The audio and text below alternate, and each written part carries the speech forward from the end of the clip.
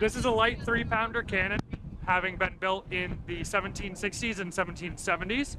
The 2 boxes on the side are what would have held the ammunition. These are basically your modern day ready boxes.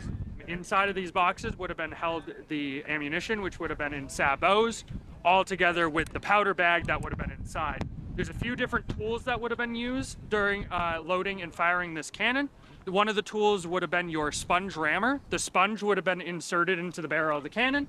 Once that was inserted in, that was a wet sponge, and that was to expunge any sort of remaining burning embers that would have been inside of that cannon.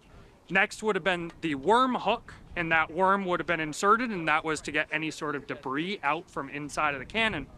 Once all of that was done, you'd take your powder charge and your ball, you'd insert that down into the end, and that would be rammed down into the cannon. What I am dressed as right now is a bombardier. So as the bombardier, I carry a few different tools. First and foremost, I carry a hammer.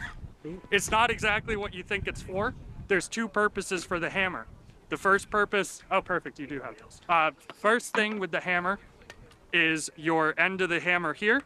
If I ever had a quill that was stuck in the end of the cannon, I could take that and I could pull that out of the cannon using this end of the hammer.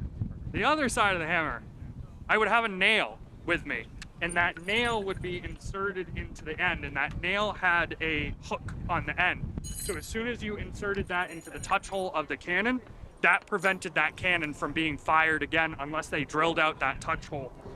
The next tool I have is a priming iron. This priming iron would have been inserted after having loaded the shot in, would have been inserted into the touch hole. This is to pierce open your cartridge. Once that has been done, there's 2 methods of priming that I could have used. The first method of priming that I could have used would have been a priming horn.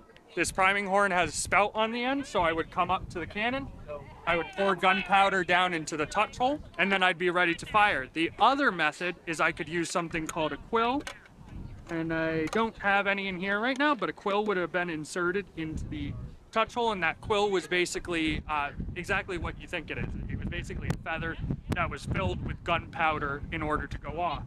After that's done, cannon's loaded, ready to go. You take your linstock. This linstock is outfitted with a rope. This rope is called slow match. Slow match has been soaked in wine spirits and gunpowder and other sort of flammable materials to burn very, very slow, but very, very hot.